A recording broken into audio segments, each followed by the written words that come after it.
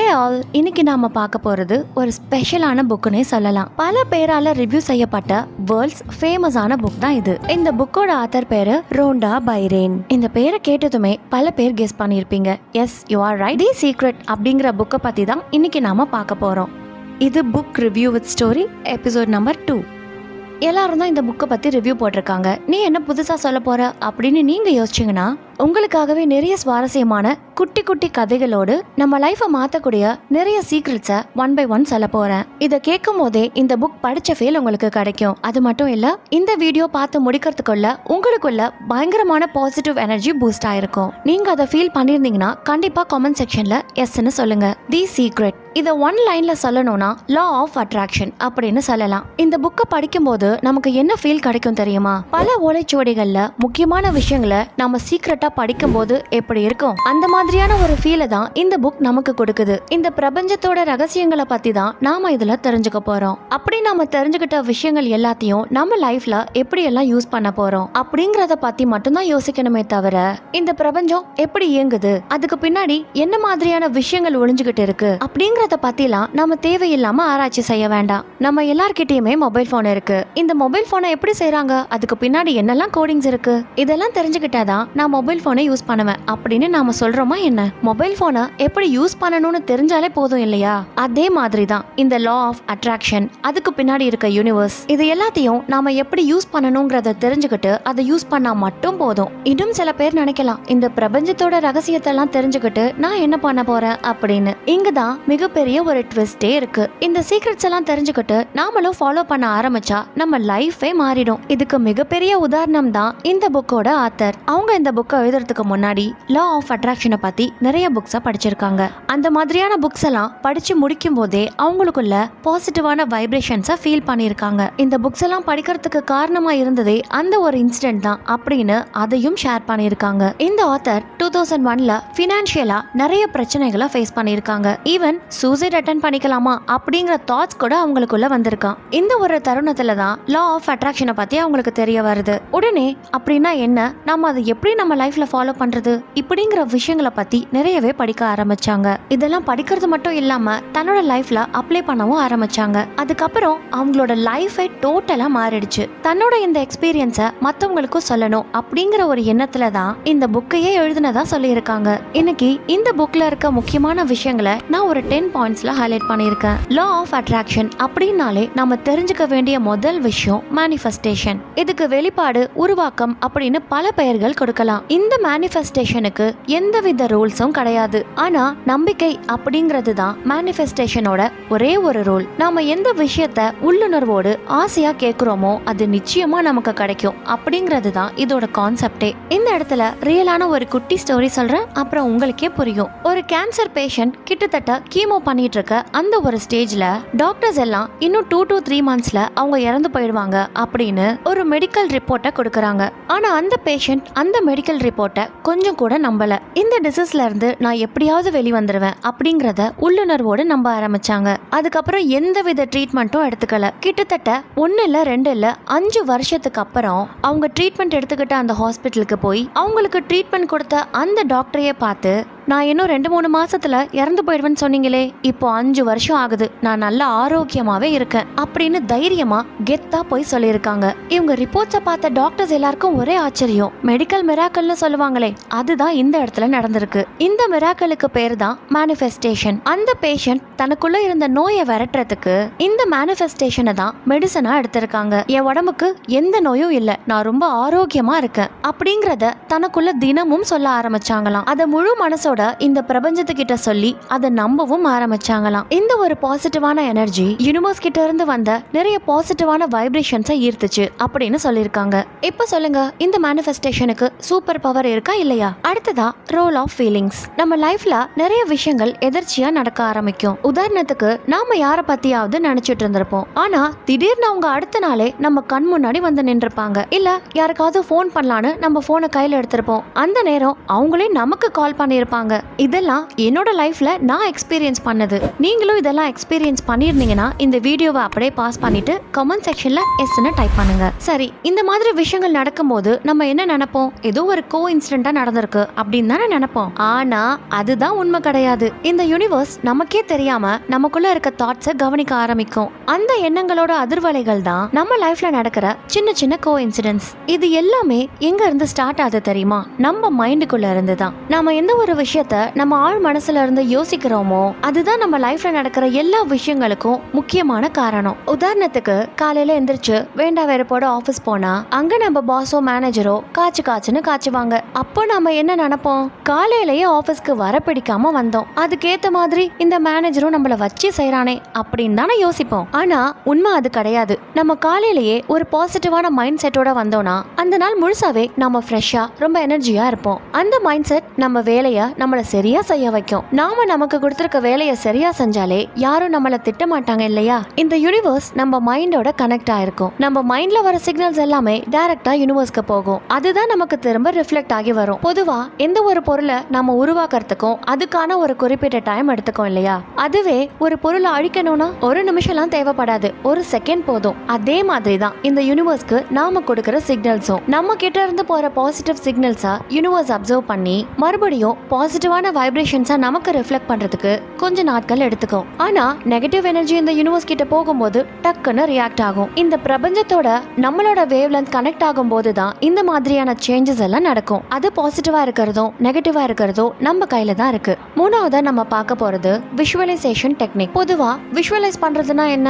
நாம என்ன மாதிரி எல்லாம் ஆகணும்னு ஆசைப்படுறோமோ அதெல்லாம் நாம யோசிச்சு பாக்குறது. கிட்டத்தட்ட நம்ம கனவு காண்ற மாதிரி. லா ஆஃப் அட்ராக்ஷனை முழுசா நம்ம லைஃப்குள்ள கொண்டுட்டு வர்றதுக்கு நமக்கு உதவியா இருக்கிறதே இந்த கற்பனை செய்யற திறன் தான். நம்ம விஷுவலைசேஷன் ரொம்ப டீட்டெயில்டா இருக்கணும். உதாரணத்துக்கு நமக்கு ஒரு பெரிய வீடு வாங்கணும் அப்படிங்கிற கனவு இருந்துச்சுன்னா அந்த வீடு எப்படி இருக்கணும், எந்த இடத்துல ஜன்னல் வைக்கணும், எந்த இடத்துல வாசல் வைக்கணும், எந்த மாதிரியான கலர்ஸ் சூஸ் பண்ணணும், எந்த மாதிரியான டைல்ஸ் நம்ம போடணும், நம்ம பெட்ரூம் எப்படி இருக்கணும், நம்ம வார்ட்ரோப் எப்படி இருக்கணும், நம்ம வீட்டை சுத்தி எந்த மாதிரியான மரம் செடி கொடிகள் இருக்கணும், மாடிப்படி எங்க வைக்கணும், கார் பார்க்கிங் எங்க வைக்கணும், இப்படின்னு ஏகப்பட்ட விஷயங்கள் இருக்கு இல்லையா? அதை எல்லாத்தையுமே நம்ம டீப்பரா டீட்டெயில்டா விஷுவலைஸ் பண்ணணும். ஆரம்பத்துல அது கொஞ்சம் கஷ்டமா தான் இருக்கும். அதுக்கு தான் நம்ம மைண்டை கண்ட்ரோல் பண்ணணும். ஏன்னா நாம நமக்கு பிடிச்ச விஷயங்களை பத்தி யோசிக்கும் போது தேவையில்லாத எண்ணங்களும் நம்ம மைண்டுக்குள்ள வரும். அப்போ நம்மளால சரியா கற்பனை செய்ய முடியாது. அதுக்கு தான் நம்ம மைண்டை கண்ட்ரோல் பண்ணணும். நீங்க இந்த விஷுவலைசேஷன் டெக்னிக்கை உங்க வாழ்க்கைக்குள்ள கொண்டுட்டு வரும்போது சில நாட்கள் கொஞ்சம் கஷ்டமா தான் இருக்கும். ஆனா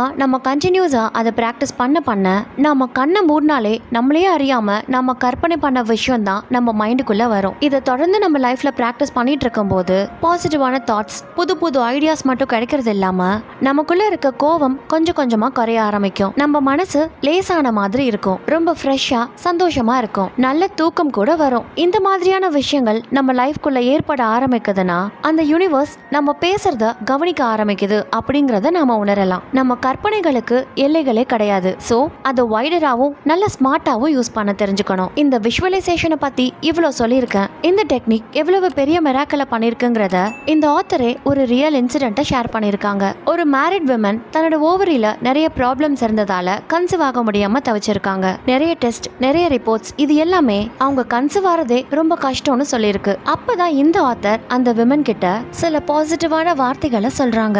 இந்த விஷுவலைசேஷன் டெக்னிக்கையும் சொல்லி கொடுக்கறாங்க. அந்த விமன் கன்சீவா இருக்கிற மாதிரியும், மந்த்லி ஒன்ஸ் செக்அப் போற மாதிரியும், தன்னோட குழந்தைய ஸ்கேன் பண்ணி பாக்குற மாதிரியும், நார்மல் டெலிவரியில குழந்தை பிறந்த மாதிரியும், அந்த குழந்தைய கைகள்ல வச்சு அரவணைக்கிற மாதிரியும் விஷுவலைஸ் பண்ண சொன்னாங்க. அந்த லேடியும் முழு நம்பிக்கையோட இதை செய்ய ஆரம்பிக்கிறாங்க. அட்லாஸ்ட் இதோட ரிசல்ட் அந்த விமன் கன்சீவ் ஆறாங்க. இந்த ஒரு ரியல் ஸ்டோரிய அந்த ஆத்தரே சொல்லியிருக்காங்க. இந்த ஒரு டெக்னிக்கை நிறைய பிசினஸ் பீப்பிள், கிரிக்கெட்டர்ஸ், சினி ஃபீல்ட்ல இருக்கவங்கன்னு எல்லாருமே ட்ரை பண்ணி தன்னோட லைஃப்ல பெருசா ஒரு கம்பேக்கும் கொடுத்திருக்காங்க.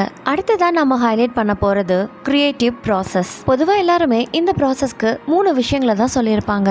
Ask, believe, receive. நமக்கு என்னெல்லாம் கனவுகள் இருக்கோ என்னெல்லாம் ஆசைகள் இருக்கோ அது எல்லாத்தையுமே இந்த பிரபஞ்சத்துக்கிட்ட நம்ம கேட்கலாம். அப்படி நாம கேட்கிற அந்த விஷயங்களை முழு நம்பிக்கையோடு கேட்கணும். அப்படி நம்ம கேட்டோம்னா இந்த பிரபஞ்சம் நம்ம கேட்கறத நமக்கு கொடுக்கும். இந்த மூணும் தான் இந்த ப்ராசஸோட முக்கியமான ஹைலைட்ஸே. ஆனா இந்த ப்ராசஸ்ல முக்கியமான இன்னொரு விஷயமும் இருக்கு, அதுதான் ஆக்ஷன். நாம இந்த பிரபஞ்சத்துக்கிட்ட நமக்கு தேவையானதை கேட்கலாம், முழு நம்பிக்கையோடு கேட்கலாம். சரி, இப்படி கேட்ட பிறகு நாம அந்த விஷயத்தை அடையறதுக்காக என்ன மாதிரியான ஆக்ஷன்ஸ் எல்லாம் எடுத்திருக்கோம் அப்படிங்கறது ரொம்பவே முக்கியம். இந்த இடத்துல ஆக்ஷன் அப்படிங்கிறது நாம எடுக்கக்கூடிய முயற்சிகள் தான். ஏன்னா எந்தவித முயற்சிகளையும் செய்யாம நமக்கு ஒரு விஷயம் வேணும்னு நினைச்சா அது எப்படி நமக்கு கிடைக்கும்? இந்த ஆக்ஷன் அப்படிங்கிற ஒரு விஷயமும் இந்த ப்ராசஸ்குள்ள வரும்போது தான் அந்த சைக்கிளே முழுமையாகுது. இந்த ப்ராசஸ் தான் மேனிஃபெஸ்டேஷனோட ஸ்டெப் பை ஸ்டெப் ப்ராசஸ். அடுத்ததா நாம பார்க்க போறது influence of subconscious mind. Subconscious அப்படிங்கிறது நம்மளோட ஆழ்மனம். நம்மளோட ஆழ் மனசுல நம்ம என்ன நினைக்கிறோமோ அதுதான் நம்ம லைஃப்ல நமக்கு கிடைக்கும். The universe provides everything. All things come from the universe. The universe give us what we need. இப்படின்னு இந்த யூனிவர்ஸ் நமக்கு கொடுக்கிற விஷயங்களை நம்ம பல ஸ்டேட்மெண்ட்ஸ்ல சொல்லலாம். நான் எதுக்கு இப்போ இந்த ஸ்டேட்மெண்ட்ஸ் எல்லாம் சொன்னேன்னா, நாம கேட்கிற விஷயங்களை இந்த யூனிவர்ஸ் நமக்கு கொடுக்கும். மேபி கொஞ்சம் டிலே ஆகலாம், ஆனா கட்டாயமா ஒரு நாள் கிடைக்கும். இதுக்கு நாம இந்த யூனிவர்ஸை கன்ஃபியூஸ் பண்ணாம இருக்கணும். நமக்கு என்ன வேணுங்கிறத நாம தான் முதல்ல முடிவு செய்யணும். நாம அதுல உறுதியா இருந்தா மட்டும்தான் இந்த யூனிவர்ஸ் கிட்ட அதை கேட்கலாம். உதாரணத்துக்கு இப்ப நாம ஒரு விஷயத்த மத்தவங்க கிட்ட சொல்றோம்னா முதல்ல அந்த விஷயத்துல நாம கான்ஃபிடென்ட்டா இருக்கணும். அடுத்ததா சொல்ல வர விஷயத்த ரொம்ப தெளிவா சொல்லணும். அப்பதானே எதிரில் இருக்கவங்களுக்கு நாம என்ன சொல்ல வரோங்கிறது புரியும். அதே மாதிரி தான் இந்த யூனிவர்ஸ் கிட்டையும் நம்ம சொல்ல வர்றத ரொம்ப தெளிவான முறையில விஷுவலைஸ் பண்ணி சொல்லணும். நாம இன்னைக்கு ஒரு பைக் வாங்கணும்னு ஆசைப்படுறோம். அதை இந்த பிரபஞ்சத்துக்கிட்ட கேட்க நம்ம சரியான முறையில விஷுவலைஸும் செய்யறோம். ஆனா அடுத்த நாளே இல்ல நமக்கு கார் தான் வேணும், நம்ம இந்த பிரபஞ்சத்துக்கிட்ட காரை கேட்டா என்ன அப்படின்னு யோசிச்சு காரை விஷுவலைஸ் பண்ணி இந்த பிரபஞ்சத்துக்கிட்ட கேட்கிறோம். அதுக்கு அடுத்த நாள் வேறொரு பொருளை பத்தி யோசிக்கிறோம், அதை இந்த பிரபஞ்சத்துக்கிட்ட கேட்கிறோம். இப்போ இந்த பிரபஞ்சம் எந்த ஸ்டேட்ல இருக்கும் சொல்லுங்க?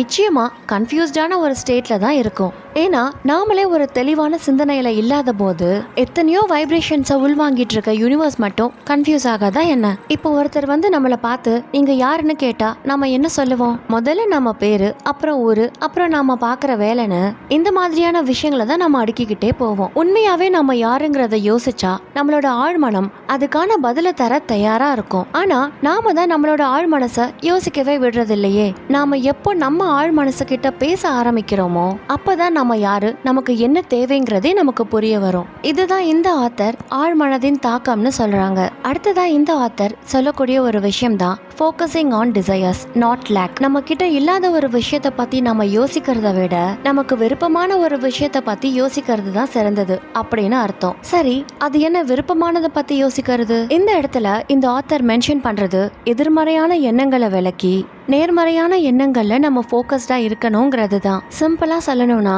நம்ம நெகட்டிவ் மைண்ட் செட்டை பாசிட்டிவான மைண்ட் செட்டா மாத்தணுங்கிறது தான். அடுத்ததான் இந்த ஆத்தர் சொல்றது எனர்ஜி அண்ட் வைப்ரேஷன்ஸ். நமக்குள்ள இருந்து வெளிவர எனர்ஜி எப்படி இருக்கணும்னா இந்த யூனிவர்ஸ் நமக்காக கொடுக்கிற வைப்ரேஷன்ஸை நாம நமக்குள்ள உள்வாங்கிக்கிற அளவுக்கு திறன் கொண்டதா இருக்கணும். அந்த எனர்ஜி நமக்கு எப்ப கிடைக்கும்? நம்மளை சுத்தி நிறைய பிளெஸிங்ஸ் இருக்கும் போதுதான். அடுத்ததான் இந்த ஆத்தர் ஹைலைட் பண்றது இந்த ஒரு விஷயத்தை தான், அத கிராட்டிடியூட் அப்படின்னு சொல்றாங்க. இதை சிம்பிளா சொல்லணும்னா சே தேங்க்யூ ஃபார் எவ்ரிதிங், அவ்வளவுதான். இந்த யூனிவர்ஸ் இது வரைக்கும் நம்ம லைஃப்ல கொடுத்த எல்லா விஷயங்களுக்கும், இப்ப நமக்காக கொடுத்துக்கிட்டு இருக்க விஷயங்களுக்கும், ஃபியூச்சர்ல நாம கேட்கிற விஷயங்களை கொடுக்க போறதுக்கும் இந்த யூனிவர்ஸ்க்கு நாம எப்போதும் தேங்க்ஃபுல்லா இருக்கணுங்கிறது தான். இந்த நன்றி உணர்வு இந்த யூனிவர்ஸ் கிட்ட மட்டும் இல்ல, நம்மள சுத்தி இருக்க எல்லார்கிட்டயும் இருக்கணும். இத பத்தி ஹோபோனோபோனோ டெக்னிக்ல 3 வார்த்தைகள்ல சொல்லிருப்பாங்க. I am sorry, please forgive me, I love you, thank you. இப்போ உங்க வீட்ல குழந்தைங்க இருக்காங்கன்னு வச்சுக்கோங்க. அவங்க நமக்காக பண்ற சின்ன சின்ன விஷயங்களுக்கும் அவங்களுக்கு தேங்க்யூ சொல்லி பாருங்க. அந்த வார்த்தையை கேட்டதும் அந்த குழந்தைங்க அவ்வளோ ஹாப்பி ஆயிடுவாங்க. நாம டிவி பார்த்துட்டு இருக்கும் போது குழந்தைங்க ஒரு ரிமோட் எடுத்து கொடுத்தாலும் சரி, இல்ல நம்ம படிச்சுட்டு இருக்கும் போது அங்க இருந்து ஒரு புக்ஸ் எடுத்து கொடுத்தாலும் சரி, நமக்கு தண்ணி எடுத்து கொடுத்து நம்மள கேரிங்கா பாத்துக்கிட்டாலும் சரி, இப்படி சின்ன சின்ன விஷயங்களுக்கும் ஆசையா சிரிச்சுக்கிட்டே அந்த குழந்தைங்களுக்கு தேங்க்யூன்னு சொல்லுங்க. நிச்சயமா அந்த குழந்தைங்க கிட்ட இருந்து வரக்கூடிய பாசிட்டிவ் வைப்ரேஷன்ஸை நமக்குள்ள இருக்க எனர்ஜி அப்சர்வ் பண்ண ஆரம்பிக்கும். இதுதான் நாம இந்த பிரபஞ்சத்துக்கிட்டையும் செய்ய போறோம். இது ரொம்ப ரொம்ப சிம்பிள் பட் வெரி பவர்ஃபுல். நாம இந்த யூனிவர்ஸ்க்கு தேங்க்யூ சொல்லும் போது அந்த ஹாப்பினஸை பாசிட்டிவ் வைப்ரேஷன்ஸா திரும்ப நமக்கே கொடுக்கும். இந்த ஒரு ப்ராசஸை தான் சைக்கிளிக் ப்ராசஸ்னு இந்த ஆத்தர் சொல்றாங்க. இந்த ஒரு கிராட்டிடியூட் நம்ம மனசை ரொம்ப ஃப்ரெஷ்ஷாகவும் ரொம்ப ஹாப்பியாகவும் வச்சுக்கும். அடுத்ததா இந்த ஆத்தர் ஹைலைட் பண்றது முக்கியமான இந்த விஷயத்தை தான், அஃபர்மேஷன். இதை தமிழ்ல சுய பிரகடனம் அப்படின்னு சொல்லுவாங்க. இந்த அஃபர்மேஷனை டைரக்டா யூனிவர்ஸ் கூடயே கம்பேர் பண்றாங்க. நம்ம வாழ்க்கையில என்ன தேவைப்படுது, எப்ப தேவைப்படும், எந்த மாதிரியான சிச்சுவேஷன்ல தேவைப்படும், அது எப்படி நமக்கு தேவைப்படுது, இப்படிங்கிற எல்லா விஷயங்களை பத்தியும் யோசிக்கிறது தான் இந்த அஃபர்மேஷன். இப்படி யோசிச்ச பிறகு நமக்கு ஒரு பதில் கிடைக்கும் இல்லையா, அதுதான் இந்த யூனிவர்ஸ் கிட்ட நம்ம எழுத்துப்பூர்வமா கேட்க போறோம். நிறைய பேருக்கு டைரி எழுதுற பழக்கம் இருக்கும். நீங்க நல்லா கவனிச்சு பாருங்க, டைரி எழுதுற பழக்கம் இருக்கவங்க நிச்சயமா உங்க லைஃப்ல ஏதோ ஒரு விஷயத்த சாதிச்சவங்களா தான் இருப்பாங்க. ஏன்னா நமக்குள்ள தோன்றக்கூடிய எண்ணங்களை எழுத்துப்பூர்வமா அதுக்கு நாம ஒரு வடிவம் கொடுக்கும் போது அந்த எண்ணங்களுக்கு யூனிவர்ஸ் கொடுக்கிற வைப்ரேஷன்ஸை ஈர்க்கறதுக்கான சக்தி கிடைக்கும். இந்த அஃபர்மேஷன்ஸ்ல நிறைய கேட்டகரிஸ் இருக்கு. அதுல முக்கியமா சொல்லப்படுறது ஹெல்த், வெல்த், ரிலேஷன்ஷிப். சரி, இந்த அஃபர்மேஷன்ஸை எப்போ செய்யணும், எப்படி செய்யணும் அப்படின்னு நீங்க கேட்டீங்கன்னா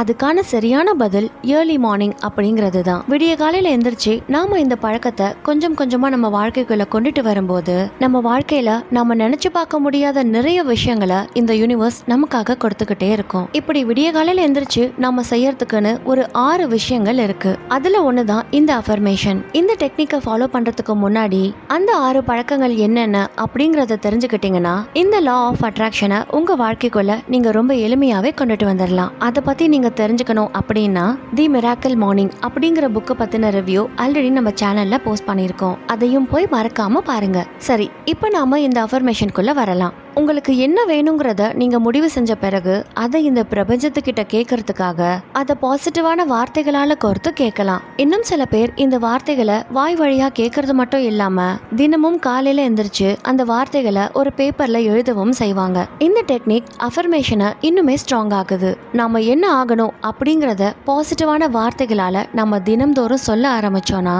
அந்த வார்த்தைகளை நம்ம ஆழ் மனசு கவனிக்க ஆரம்பிக்கும். அதை பாசிட்டிவான எனர்ஜியா ரிஃப்ளெக்ட் பண்ணும். இப்போ அந்த எனர்ஜி டைரக்டா யூனிவர்ஸ் கிட்ட போகும். இப்போ அந்த யூனிவர்ஸ் என்ன பண்ணும், நம்ம கேட்கிற விஷயங்களை பாசிட்டிவ் வைப்ரேஷன்ஸா நமக்கு திரும்ப கொடுக்கும். இவ்வளவுதான் இந்த ப்ராசஸே. ஆனா இது எல்லாமே ஒரு மலை ஏறுற மாதிரி தான். கீழே நின்னபடி ஒரே தடியா மலை உச்சிக்கு போக முடியாது இல்லையா. கொஞ்சம் கொஞ்சமா நம்ம அடிகளை பார்த்து கவனமா ஜாக்கிரதையா வச்சு முன்னேறணும். நிச்சயமா அதுக்கு கொஞ்சம் டைம் எடுக்கும்ல. நம்ம கண்ணுக்கு தெரியற மலை ஏறுறதுக்கே நமக்கு பொறுமை அவசியம்னா நம்ம கண்ணுக்கே தெரியாத இந்த யூனிவர்ஸ் கிட்ட நம்ம எண்ணங்களை கொண்டு போய் சேர்க்கணும்னா நமக்கு எவ்வளவு பொறுமை தேவைப்படும். இந்த பொறுமையும் நம்பிக்கையும் தான் மேனிஃபெஸ்டேஷனுக்கே முக்கியமானது. கடைசியா இந்த ஆத்தர் சொல்றது யூனிவர்ஸ் கிட்ட இருந்து நமக்கு கிடைக்கக்கூடிய ரெஸ்பான்ஸ். நம்ம என்ன நினைச்சிட்டு இருக்கோம், நமக்கு தோன்றதெல்லாம் நம்ம செஞ்சுக்கிட்டு இருக்கோம் அப்படின்னு தானே. ஆனா அதெல்லாம் உண்மையே கிடையாது அப்படின்னு சொன்னா நம்புவீங்களா?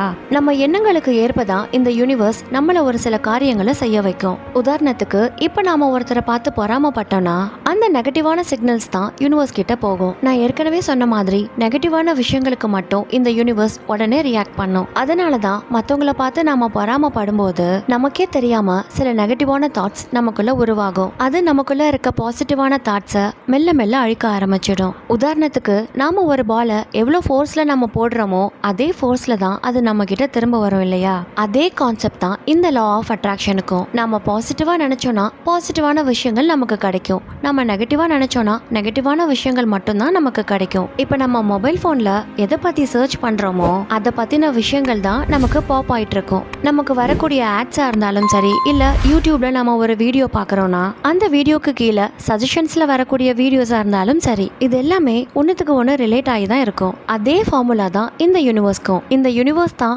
நாம யூஸ் பண்ற மொபைல் போன். அதுல நல்ல விஷயங்களும் இருக்கும், கெட்ட விஷயங்களும் இருக்கும். அது நாம பயன்படுத்துற முறையை பொறுத்து தான் இருக்கு இல்லையா. இதை இந்த ஆத்தர் சொல்லல, நான் தான் சொல்றேன். அவ்வளவுதாங்க. இந்த விஷயங்களை பத்தி தான் இந்த ஆத்தர் இந்த புக்ல ரொம்பவே அழகா எழுதியிருக்காங்க. இந்த வீடியோ உங்க கண்கள்ல பட்டு நீங்க இதை முழுசா கேட்டதுக்கே இந்த பிரபஞ்சத்துக்கு பெரிய பெரிய நன்றி சொல்லணும். இந்த யூனிவர்ஸ்க்கு நீங்க தேங்க் பண்ணணும்னு ஆசைப்பட்டீங்கன்னா கமெண்ட் செக்ஷன்ல தேங்க்யூ அப்படின்னு டைப் பண்ணுங்க. இந்த வீடியோ பிடிச்சிருந்தா தம்ஸ் அப் பண்ணுங்க, ரொம்ப பிடிச்சிருந்தா சப்ஸ்கிரைப் பண்ணுங்க. உங்க கேங்ல புக்ஸ் படிக்கிறவங்க இருந்தாங்கன்னா இந்த வீடியோவை அவங்களுக்கு மறக்காம ஷேர் பண்ணுங்க. புக்ஸ் படிக்க பிடிக்காதவங்களுக்கும் இந்த வீடியோவை ஷேர் பண்ணி புக்ஸ் புக்ஸ் படிக்க தான் பிடிக்காது, அட்லீஸ்ட் இதை கேட்கவாது செய் அப்படின்னு சொல்லுங்க. வேற ஒரு சுவாரஸ்யமான புக்கை பத்தி நான் உங்களை மறுபடியும் சந்திக்கிறேன். Until then, tata bye bye, see you.